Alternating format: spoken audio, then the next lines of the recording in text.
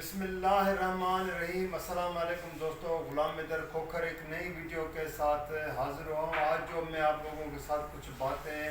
Share کرنے جا رہا ہوں اور اس ویڈیو کے ذریعے آپ لوگوں کو ایک انفارم یا ایک بتانے جا رہا ہوں، تو وہ اس وقت جو ملک کی موجودہ سیاسی صورتحال ہے اور اسلام آباد میں کیا سوچ بچار چل رہی ہے، ایک نئے آرمی چیف کی تقرری اور اس کے ساتھ ساتھ دارالحکومت اسلام آباد میں جہاں پہ شیشے کے محل میں کے اندر بیٹھے ہوئے بڑی قوتیں جو جن کا تعلق اسٹیبلشمنٹ سے ہو، حکومت سے ہو، کسی اور اداروں سے یا کسی بیوروکریٹ کسی اور چیز سے تعلق ہو، لیکن موضوع گفتگو جو اس وقت ہو رہی ہے وہ مین تو ہو رہی ہے کہ اگلے چند روز میں نئے آرمی چیف کی تقرری کے حوالے سے کیا جو سینئر ترین موسٹ کی باتیں کی جا رہی ہیں وہ مقرر ہوں گے یا کسی جونیئر کو جو ہے نا اس کو پروموشن یعنی ترقی دے کے وزیر اعظم اپنے ثوابدید اختیارات کے تحت ان کو مقرر کریں گے۔ ایک تو یہ اس کے حوالے سے ڈسکس کرنی ہے، آپ کو کچھ باتیں بتائیں، لیکن اس سے بھی زیادہ جو بڑی امپورٹنٹ بات جو میرے سورسز ہیں ان لوگوں سے جو میرے رابطے ہیں یا جو مجھے وقتاً بوقتاً ان کے سے رہنمائی یا ان سے چیزوں سے معلومات انفارمیشن ملتی رہتی ہے کہ آج کل اسلام آباد میں اس ماہ کی نومبر کی 3 تاریخوں یعنی 19، 21 اور 23 نومبر، یہ 3 ڈیٹیں وہ ہیں جس کے بارے میں کہتے ہیں کہ ان 3 تاریخوں میں کہ کچھ اہم فیصلے ہونے جا رہے ہیں۔ اب یہ 3 تاریخوں میں کیا فیصلے ہوں گے وہ بھی آپ سے ڈسکس کروں گا، اور اس میں کیا ہو سکتا ہے، کوئی خدا نہ خواستہ کوئی اتنا بڑا ایسا اقدام جس کے بارے میں کسی نے سوچا بھی نہیں ہو وہ بھی ہو سکتا ہے، ایسا کوئی اقدام اٹھ سکتا ہے کوئی بھی۔ اور دوسرا یہ جو ہے اس سے پہلے کہ جو اصل میں جو چیز ہے وہ ہے وزیر اعظم شہباز شریف کے اوپر جو برطانیہ کی مقامی عدالت نے زلزلے متاثرین کے فنڈ میں جو بدعنوانیاں کی گئی تھی، اور اس وقت ڈیلی میل جو ہے برطانیہ کے اخبار نے یہ جب خبر شائع کی تھی کہ شہباز شریف جب پنجاب کے وزیر اعلیٰ تھے تو اس نے اس زلزلے کے متاثرین کے فنڈ میں جو بدعنوانیاں کی تھی اس میں اس کے فیملی کے لوگ انوالو تھے، جس کے بنا پہ شہباز شریف نے اور اس کی فیملی نے اس ڈیلی میل کو جب اس کی خبر کو جھوٹا قرار دے کر چیلنج کیا تھا، تو برطانیہ کی مقامی عدالت نے شہباز شریف جو وزیر اعظم ہیں اس کے اوپر اور اس کے داماد کے اوپر یعنی شہباز شریف کے اوپر 30,000 پاؤنڈ اور اس کے داماد کے اوپر تقریباً 25,000 پاؤنڈ جو ہے نا جرمانہ لگایا ہے۔ یہ بہت بڑی ایک خبر ہے جس کو یہاں پہ مقامی ہماری میڈیا میں اتنا تو نہیں اچھالا گیا ہے، لیکن سوشل میڈیا پہ یہ خبر چلی ہے، اور اس کے بعد حکومتی ترجمانوں حکومتی وزراء تو بالکل اس پہ خاموش ہے، کوئی بھی اس پہ بولنے کو تیار نہیں ہے۔ لیکن اصل چیز جو ہے کہ برطانوی عدالت نے اتنا بڑا فیصلہ دے کر پاکستان کے وزیر اعظم کے اوپر جب یہ جرمانہ لگایا ہے تو یہ ہماری عدالتوں کے لیے بھی ایک سوالیہ نشان بنتا ہے کہ ہماری عدالتیں ملک کے اندر جب اس طرح کے کرپشن کے الزامات ہمارے سیاستدانوں پہ لگتے رہتے ہیں، چاہے وہ نیب کیسز ہوں، FIA میں کیسز ہوں یا کہیں اور ہوں، تو ہمارے یہاں پہ تو ایک روایت بنی ہوئی ہے کہ کس طرح جو ہے نا ان کو عدالتوں سے سیاستدانوں ہو یا بیوروکریٹ ہو یا کوئی اور ہو کہ ان کو کس طرح ریلیف مل جاتا ہے۔ لیکن برطانوی عدالت نے جب اس کیس کی باقاعدہ انویسٹیگیشن کی، سماعتیں کی، تو ان کے سامنے ڈیلی میل کی انتظامیہ اس رپورٹر نے وہ تمام پروف پیش کیے جس میں ثابت ہو گیا تھا کہ وزیر اعظم شہباز شریف جب پنجاب کے وزیر اعلیٰ تھے تو کس طرح اس نے وہ اس زلزلے متاثرین کے فنڈ کی ٹرانزیکشن کی تھی، جس کے بنا پہ ان کے جو دعویٰ تھی کہ یہ خبر ہی غلط ہے، لیکن عدالت نے یہ ثابت کر دیا کہ یہ خبر ڈیلی میل کی صحیح ہے اور شہباز شریف کی جو دعویٰ تھی غلط ہے۔ اب بہرحال شہباز شریف کو ایک موقع دیا گیا ہے کہ وہ اس فیصلے کے خلاف وہ جو ہے اس کی اپیل کر سکتے ہیں، حالانکہ اس کے شہباز شریف کے وکیل نے تو یہاں تک کوشش کی کہ اس کو کوئی ٹائم مل جائے عدالت سے، لیکن عدالت نے جب اس کو یہ کہا کہ ہمارے لیے وزیر اعظم پاکستان ہو یا ہمارے مقامی کوئی عام سا شہری بھی ہو تو ہمارے لیے سب برابر ہیں، قانون یہاں پہ سب کے لیے برابر ہے۔ مجھے یہاں پہ یہ بات اس لیے کہنے جا رہا ہوں، آپ لوگوں سے شیئر بھی کرتا ہوں کہ سپریم کورٹ کے سینئر ترین جج جسٹس قاضی فائز عیسیٰ نے کچھ ہی ہفتے پہلے ایک سیمینار میں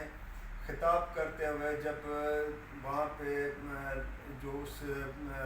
سیمینار میں لوگ شرکت کر رہے تھے تو ان سے پوچھا تھا کہ ہماری عدالتوں پہ آپ لوگوں کو کتنا اعتماد ہے اور آپ سمجھتے ہیں کہ ہماری عدالتیں انصاف کی وہ تقاضائیں پوری کر رہی ہیں، اور جو اس کے حق میں ہے تو ہاتھ کھڑا کر دیں۔ تو کسی ایک بندے نے بھی ہاتھ نہیں کھڑا کیا تھا۔ یہ ہے ہماری عدالتوں کے اوپر لوگوں کا اعتماد کہ اس کا مقصد تو یہ ظاہر ہو رہا ہے کہ ہماری عدالتیں جو ان کو انصاف کرنا چاہیے، انصاف دینا چاہیے، چاہے اس کا تعلق کسی بھی سے بھی کسی شعبے سے بھی ہو، یعنی سیاستدان ہو، بیوروکریٹ ہو، فوجی ہو یا کوئی اور ہو، عام سا شہری ہو۔ یہاں تو یہ حالت ہوتی ہے کہ اگر کوئی بڑا طاقتور ہوتا ہے اس کو گرفتار کیا جاتا ہے، چاہے کرپشن کے کیسز ہو یا کوئی اور کیسز ہو، تو بعد میں عدالتیں اس کو جو ہے نا ایک میڈیکل رپورٹ پہ یا تو جیل سے ہاسپٹل منتقل کر لیتے ہیں کہ جس کا میڈیکل کے تحت جو ہے نا ہاسپٹل میں علاج ہوگا،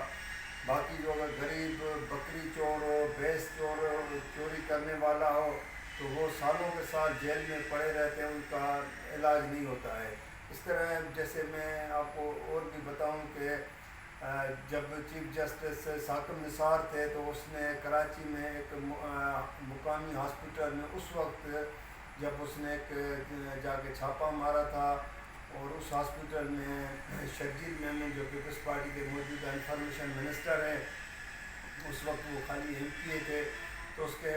کمرے سے کچھ چیزیں برآمد ہوئی۔ جب وہ لیبارٹری میں گئی تو اس کو جگہ پہ رپورٹ یہ آئی تھی کہ جی وہ وہاں پہ شہد ملی ہے۔ چیف جسٹس پاکستان نے جب خود جا کے چھاپہ مارے اور ایک غیر ممنوعہ ایک چیز جس کو الکوہل کہتے ہیں، میں کیونکہ اس کا کھل کر نام تو نہیں لکھ سکتا ہوں لیکن الکوہل کی بات ہو رہی تھی،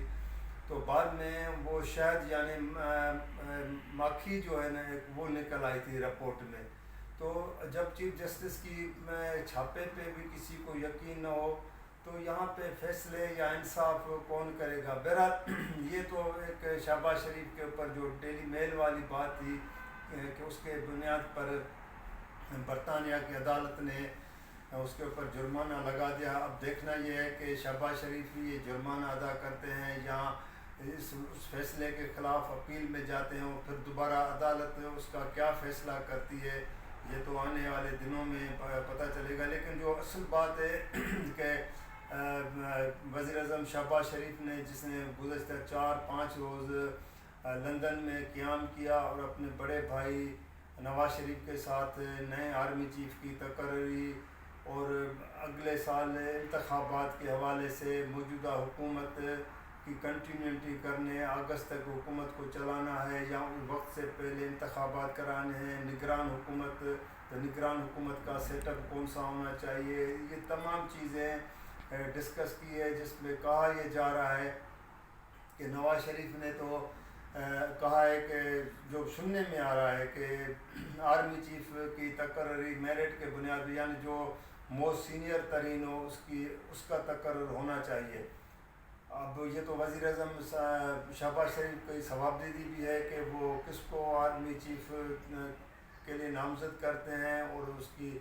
فائنل جو ہے اتھارٹی، فائنل جو ہے نا حتمی منظوری وہ تو شہباز شریف دیں گے، لیکن لازمی طور پہ نواز شریف نے جو اس وقت موجودہ حکومت میں پی ڈی ایم میں لوگ بیٹھے ہیں، اس میں پیپلز پارٹی ہے، جے یو ایف ہے، مولانا فضل الرحمان ہے،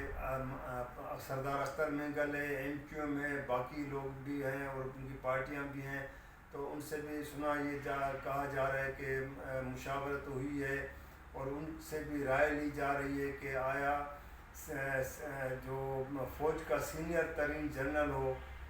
اس کو لگایا جائے آرمی چیف، یا کسی جونیئر کو لگایا جائے۔ اس کا بھی اگلے کچھ دنوں میں تو فیصلہ ہونے والا ہے اور اس میں کوئی زیادہ دیر نہیں لگے گی، لیکن جو میرے ذرائع ہیں اور اسلام آباد میں آج کل کیونکہ سردی کا زمانہ ہے اور بارشیں بھی ہو رہی ہیں، اور اس وقت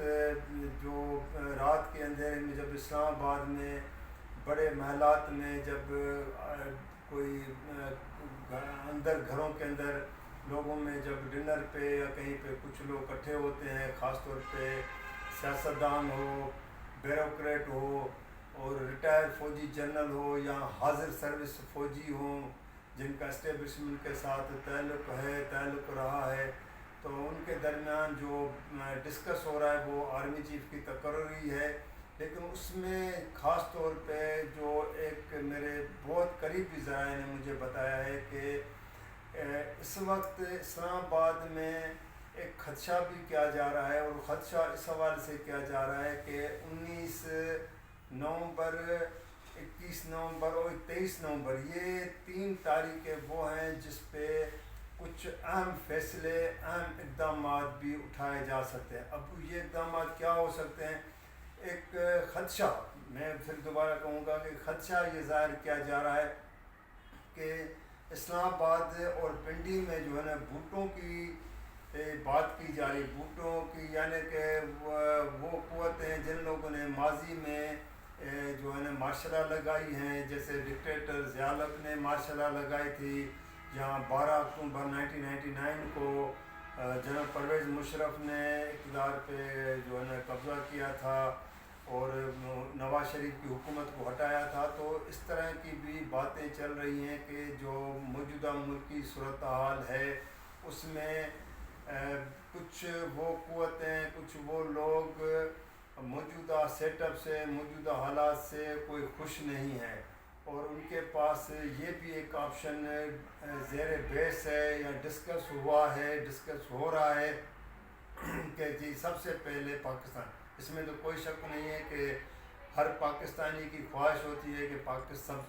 ہر کسی کے لیے سب سے پہلے پاکستان ہے، یہ جنرل پرویز مشرف کا بھی یہی نعرہ تھا کہ سب سے پہلے پاکستان، لیکن اب دیکھنا یہ ہے کہ پاکستان بالکل عزیز ہے، پاکستان ملکی مفادات سب سے عزیز ہوتے ہیں، لیکن ملکی مفادات کی آڑ میں ایسا کیا غیر جمہوری اقدام بھی اٹھایا جا سکتا ہے جس کے لیے یہ خدشہ یا یہ ڈسکس ان محلات میں ہو رہا ہے، کیونکہ اسلام آباد میں ہمیشہ جب بھی کوئی بڑی تقرری ہوتی ہے، کوئی بڑی تبدیلی آتی ہے، چاہے حکومتی چینج ہو یا اس طرح اسٹیبلشمنٹ کے اندر کوئی تبدیلی ہو یا کوئی بڑے پیمانے پہ جو ہے نا کسی شخصیت کی اپائنمنٹ ہو، تو اس وقت کافی جو ہے نا یہ چیزیں ایک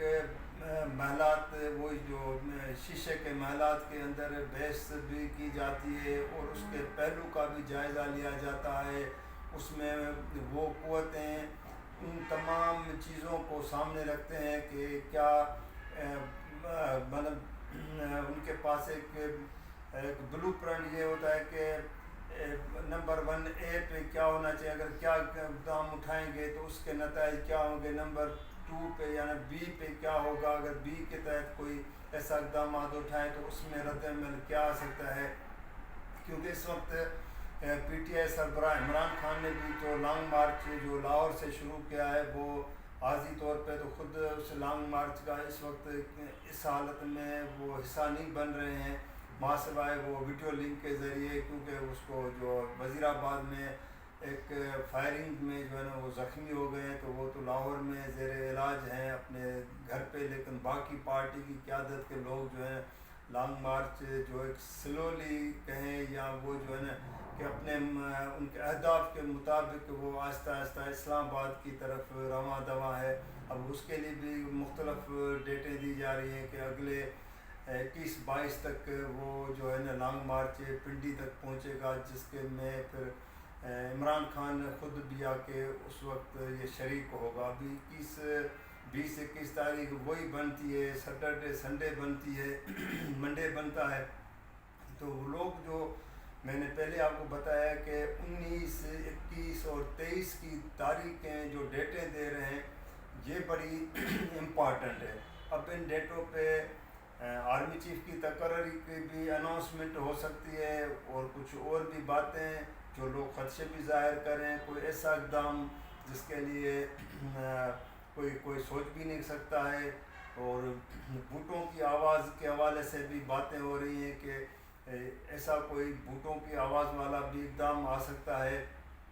تو یہ چیزیں جو میں آپ لوگوں سے بات کرنے جا رہا تھا کہ یہ آج کل اس وقت اسلام آباد کے ان کاریڈورز میں، ان حکمرانوں کے محلات میں اور سویلین بیوروکریٹ میں بھی یہ ڈسکس باقاعدے ایک روٹین کی جو ہے نا رات کی کے وقت میں یہ ایک روٹین کا ایک حصہ بن گیا ہے کہ شام کو تقریباً ہر دوسری تیسری گلی کے اندر کسی نہ کسی گھر میں، کسی نہ کسی کوٹھی میں، محلات میں، محل میں یہی بحث کی جا رہی ہے۔ اب دیکھنا تو اپنی جگہ پہ یہ ہے کہ کیا آنے والا ہے، لیکن ایک اور جو دوسری بات جو سب سے امپارٹنٹ ہے کہ کہا یہ جا رہا ہے کہ آئی ایم ایف نے شہباز حکومت کو آگے بات چیت کرنے سے، جو ان کا ایک ڈیلیگیشن آنا تھا یا ہمارا ڈیلیگیشن آئی ایم ایف سے بات چیت کرنے حکومت کا جا رہا تھا، تو ان لوگوں نے آئی ایم ایف کے نے یہ ڈیمانڈ کر دیے کہ جو ہم نے آپ لوگوں کو اہداف جو ٹارگیٹ دیے تھے وہ آپ لوگوں نے پورے نہیں کیے، یعنی ٹیکسز کے حوالے سے مزید ٹیکسز عوام کے اوپر لگائے جائیں۔ تو حکومت اس کے حوالے سے بھی جو میں کہا جا رہا ہے کہ منی بجٹ، یعنی نومبر کے اینڈ یا دسمبر میں اس حوالے سے بھی حکومت اس پہ بھی غور وچار کر رہی ہے۔ اگر حکومت منی بجٹ لاتی ہے تو آپ سوچ بھی نہیں سکتے ہیں کہ وہ مہنگائی کا طوفان آئے گا، جو لوگ تو جا کے کان تو پکڑیں گے لیکن ان کا سر بھی جو ہے نا وہ جا کے زمین پہ لگے گا۔ ایسی مہنگائی کا طوفان آئے گا جو ہر آدمی مطلب اس کے پہنچ سے، ہر چیز ان کے پہنچ سے دور ہو جائے گی، اور ایسی مہنگائی کا طوفان آئے گا کہ اب لگتا تو یہ رہا ہے کہ غریب آدمی کوئی خودکشی کے سوا اس کے پاس کوئی چارہ نہیں ہوگا۔ لیکن اس پہ کیونکہ میں مزید بات اس لیے نہیں کر رہا ہوں کہ اس کے لیے میں اگلی ویڈیو